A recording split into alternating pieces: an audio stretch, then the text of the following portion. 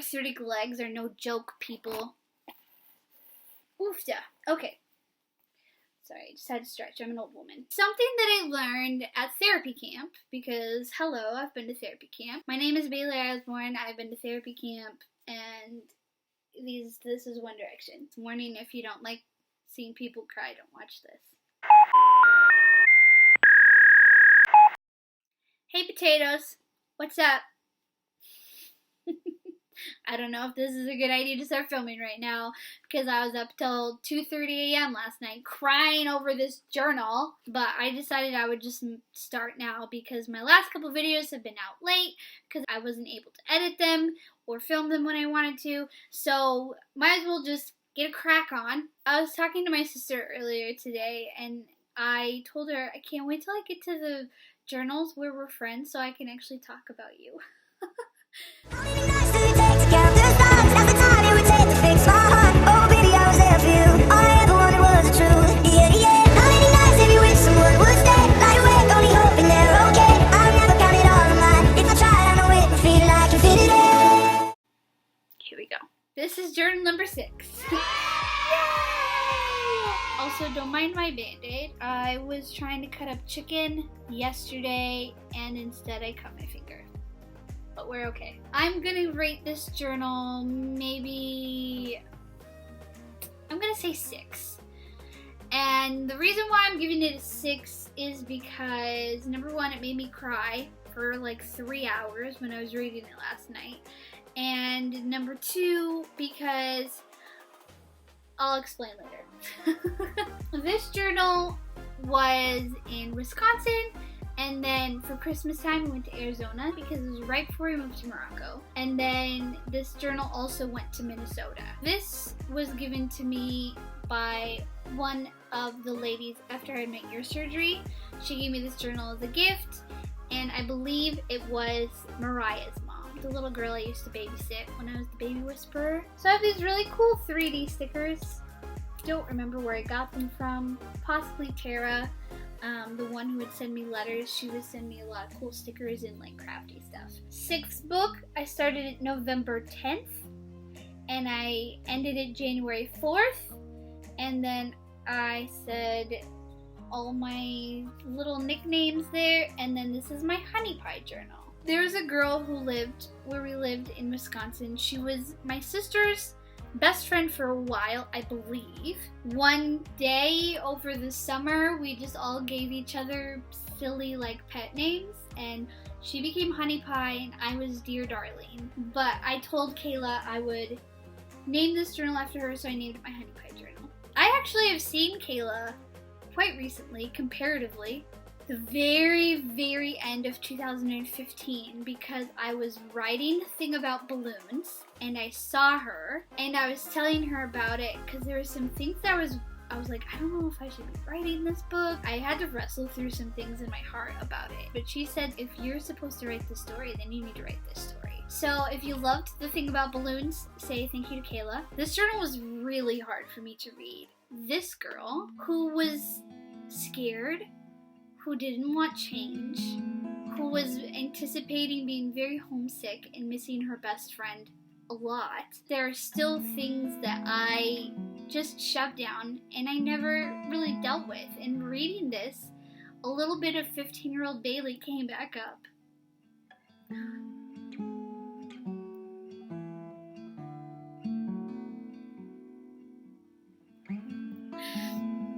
A little bit of 15-year-old Bailey came back up, and I got to feel some of what she felt, just reading things that Sean would say to me or that Becky would say to me, and realizing how freaking blessed I was to have people like them in my life, because I could have gone through this season without a good friend, without someone who was constantly checking up on me, who was ready to just let me talk or cry, and I wanted to crawl back through these pages and be 15 for a minute and just go and be with them and just soak it in because they were so great. Warning, I cry.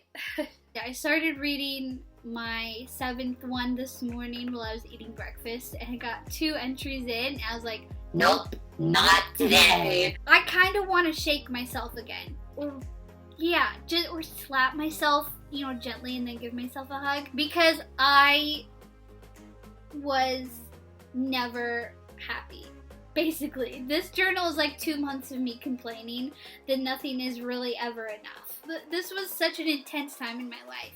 My family was leaving for Morocco. We left January 8th.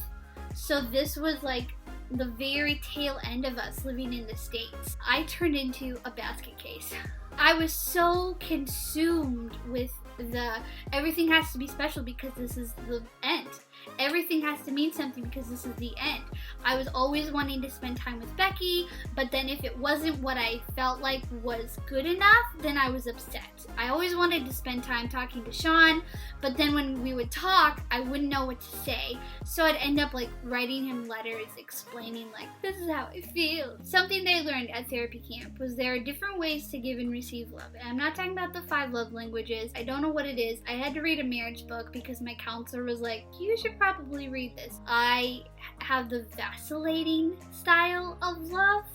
Vacillating love type. Whatever you want, I don't know. But basically the vacillating love type says, I want this. You can show your love to me by doing this. And then when that person does that thing, it is not enough. And you're not happy with it. I saw that in here. There were times when people did exactly what I asked or what I thought I wanted, but then at the end of the day, I still wasn't satisfied. To Becky and Sean, that's what happened. I'm sorry. I honestly don't know why they spent so much time with me, because I was clingy. I just want to say clingy AF, but I know that that's kind of like not appropriate in some circles. I actually told Sean one time, I was like, I'll stop writing you letters. I know I write you a lot. And he's like, if I didn't want to read your letters, I would hand them right back to you. And I was like, oh, okay. And that's kind of what Sean was in my life. He was just like straightforward, hey, if you want me to talk to you, just say you want to talk.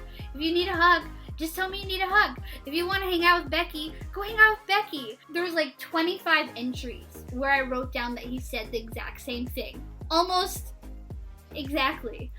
And the thing was, I never ever wanted to be the one to do it. I wanted people to read my mind and do it for me. Thank God people love me in spite of that very annoying character flaw, which I hope I've grown out of. Right? Baby, you're perfect.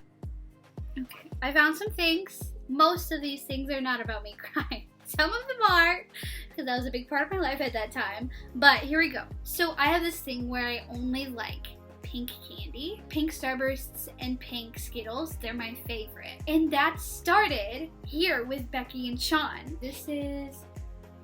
Da-da-da-da. Oh my golly, how much did I write that day? November 18th. And it was cold and gray that day. And I was hanging out with Sean, and he had a big bag of Skittles, and he and Becky know I only like the pink ones, so every pink one went to me. And I think Becky snuck one, but Sean said, I promised Bailey the pink ones. I don't really eat candy much anymore because I'm old and it makes me feel more crippled than I already am. I really like the pink ones from the purple bag or the blue bag. I don't know if they sell those anymore. Like I said, I don't really eat candy. If someone were to give me pink Skittles, I would eat them just for like old time's sake. November 28th, 2003. It was cool, but there was no snow, and we were in southern Wisconsin at my uncle's house for Thanksgiving. And this day, November 28th, is the first time I ever watched any Lord of the Rings movie ever. Two Towers Extended Edition. And you might think, wow, Bailey, that's the second movie. And that's true. But this is how I watch the movies. Extended Edition, Two Towers. Return of the King in theaters. Extended Edition, Fellowship. Return of the King in theaters. Extended Edition, Two Towers. And that was like all within like 2 months. So these are my thoughts. The reason why I didn't write last night is because I got to stay up until 1:21 a.m. watching Lord of the Rings #2. I didn't understand some things because I haven't seen the first one, but Mom said I could. I finally got everybody's name right. I probably drove everybody mad asking who this person and that person was. But I was watching it with my 2 cousins and my older brother and my dad and my uncle. And my cousins really enjoyed just explaining everything because they're awesome. Shout out to Jared. He explained everything to me and he's just an all-around cool guy. Thanks for helping me fall in love. With Lord of the Rings. I think Legolas is really cute and has a cool personality. Aragorn is cute too, but he is a normal cute. Frodo is kind of cute too. I love his blue eyes. A lot of the people had blue eyes. Once Legolas forgot to put in his blue contacts, so he had brown eyes. He and Gimli the dwarf are so funny. Everything Gimli says is funny. I was glad I watched it, and now I want to see the 3rd movie and the first one. The 3rd one comes out on December 17th. I hope maybe we can see it when we were in Arizona. And then I did watch it. I did watch The Return of the King, and I watched it on Christmas Day. So this is my mom's side of the family that we're visiting. And on my mom's side of the family, my mom has a cousin, and she lived in Minnesota, and I grew up in Minnesota. So I got to know my mom's cousin really well. We always called her Aunt Susie, and we got to know her kids. She had a son named Sean, not to be confused with my friend Sean, but she had a son named Sean who was a year older than me and 2 years younger than Quentin. So Quentin and Sean were pretty close growing up. And him and his dad came to visit my aunt's parents, which I'm not quite sure why my aunt didn't come. December 25th, 2003, hey, we, Dad, Quentin, Dan, Sean, and I, leave in 10 minutes for the 3rd Lord of the Rings movie. Later. And then the very next day, I wrote, hey, the movie was awesome. At the beginning, I was freaked out. I thought I wouldn't have to go pee, but I was wrong. I had to go. Too bad that it went in the middle of the movie. It was only really hopeless stuff that I missed. But then the good stuff started happening, and I started crying. I'm going to stop right there and say, if you've never seen Return of the King for whatever reason, and you want to, and you don't want to know spoilers, just skip forward a little bit. I cried when Frodo, influenced by Gollum, sent Sam away. I cried when Merry and Pippin had to be separated. I cried when the King of Rohan died. I cried when Pippin found Merry, when Sam went back to Frodo and he helps Frodo. I cried when Frodo almost does something really stupid. I cried when everybody is fighting for Frodo. I cried when Sam and Frodo are finally rid of the ring and they think they're going to die there. I cried when they're finally all together. I cried when Aragorn is crowned king. I cried when everyone bowed down to the hobbits. I cried when Sam and Frodo hugged for the last time. I cried when I thought of hugging Becky for the last time. So those were my thoughts on Return of the King. I don't have any thoughts on the Fellowship because at that point I was like, well, I'm watching the beginning of the story. I already know how it ends. Shortly after that, I read all 3 of the books. Those books are not easy to read, and I read them. Now I can marry someone who's like, I can't marry someone if they've never read the books. be like, Bro, I got this. not that I would call someone I want to marry bro, but.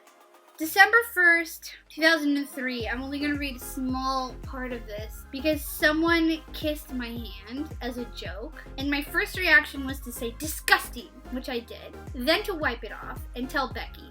I did just that. I was rubbing my hand like crazy, and Becky said, you look like you're going to puke. So I run to the bathroom to wash it. Quentin told Sean, and later Sean says, I can't wait for you to kiss and like it.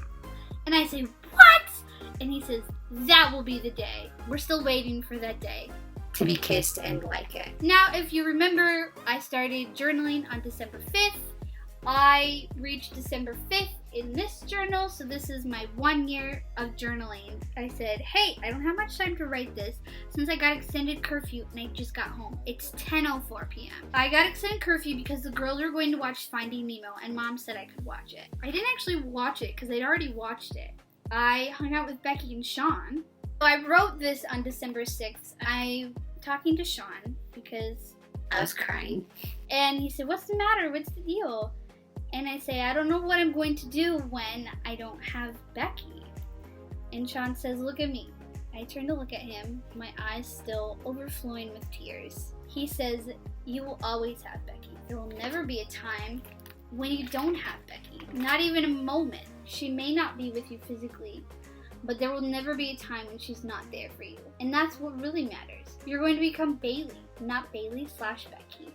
Not Bailey part Becky, just Bailey. And people are going to be saying, Bailey the Powerful, or something like that. You're going to be so pretty when you grow up. I'm going to have to beat up so many boys. I'll be ready too. I'll have my shotgun, baseball bat, golf club, and then I'll drop all 3 and beat the crap out of them with my bare hands.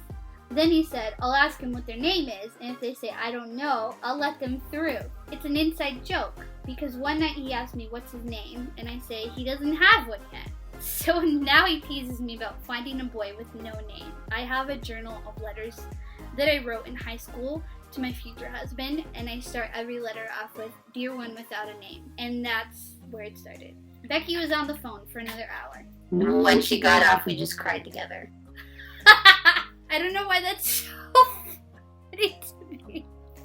Oh man, we were all an emotional wreck that year. I did have a couple times when I wrote how I made people laugh. So here's one of my more clever responses. One of the guys was teaching another guy how to speak Japanese. Teaching him like, I want to eat your ramen noodles, I like my cow. And then Tom said, I don't think Japanese has a word for perfect. And I say, oh man, they don't have a word to describe me. Everyone laughed. I felt pretty cool. Okay, we go straight from that into this. That night was just an emotional night on several different levels. And there were several different conversations that happened that were intense. And then finally, it's just Becky and me. She asks, what's up? And I say, I'm really confused. And she says, name some things. And I say, Leaving, leaving, leaving. She laughs, and she puts her hand on my knee and says, oh gosh.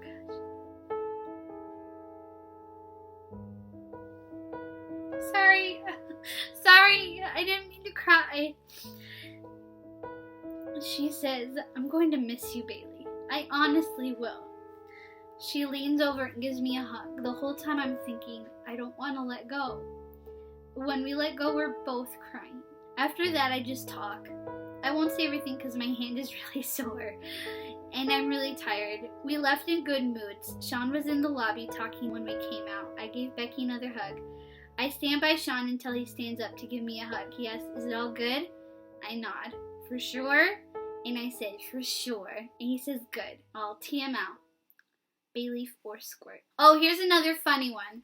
Now they've made us all cry. So there were some people who had used to live where we lived that came back for a visit. And one of them is named Adam. Adam asked me if I was back with Josh again. And I shout, no! Then Adam says, why not? He seems like he has his head on straight some of the time. And I say, only if he's walking backwards. Adam, Becky, Jamie, and Oriana all laugh. Comedy. Ha! Do you want me to say all the names of the people who are on the Arizona Suns team? Have some of them highlighted because those were the ones I liked the best. But it's a sweet reminder of something that I shared with my grandpa. That was the last time I saw my grandpa before he got really bad with Alzheimer's. He's gone now.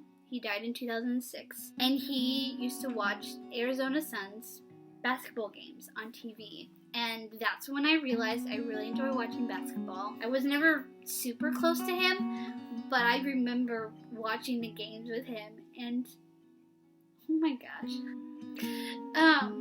And so this is remembering like how special that was to me that I had that with my grandpa before he died. This was the last time I saw my cousin Sean, because the next year he was shot while we were in Morocco.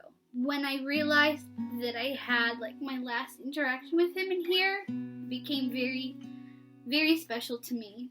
So December 28, 2003, I was still in Arizona, obviously, because that's where Sean was. Sean told Quentin he would help him with his English tonight. So we went, and I asked if I could go too. And that started Talia and Marissa, our cousin, going too. So Sean and Quentin had to wait, and I said, I'm sorry, I didn't mean to have everyone follow me.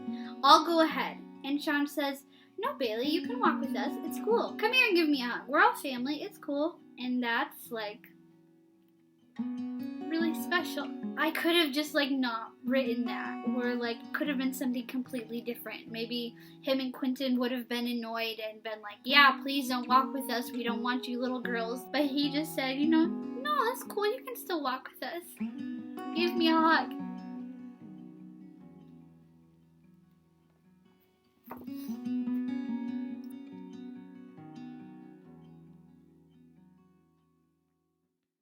I ended this journal on January 4th. It's kind of a long entry, but I said, hey, today is the happiest day of the year. I'm so happy. So we were back in Wisconsin and everybody was starting to come back from Christmas break. And so I was seeing Sean, I was seeing Beth, I was seeing Becky. Oh, and I also watched Return of the King in theaters for the second time. I watched it with Quentin and Bethany and Dan and Tara. That was really fun. I sat next to Dan and I remember we just made comments about the movie the whole time. Like, oh, his face is really ugly. Like, That work looks like he has a potato on his face. and then we get back and Sean is back. I stand where Sean can see me. He comes over and he gives me a really big hug and he asks, how are you? I say good. I was good. I was happy. And then we were hanging out. I happened to look over at the stairs. A blonde girl wearing a green jacket carrying a backpack that looks familiar. Becky! I shriek. I was so excited to see her. I give her a hug and then went with her to her room. She had to go pee. She got her 5-page letter that I wrote her, and then we went and hung out with everybody else. I said this year's been the year of nicknames because Becky started calling me Bayleaf, Sean called me Squirt, Kayla called me Dear Darling. Other nicknames that, praise God, they did not stick because they are horrendous. Morocco is a challenge that lies ahead, a life-changing challenge. I will face it with God's help. And then I said, I love you, Sean, Becky, Emily, Kelly, Joe, and others. Mom, Dad, my brothers and sisters. Finished at 10:45 p.m., January 4th, 2004, in my room. And then it was done.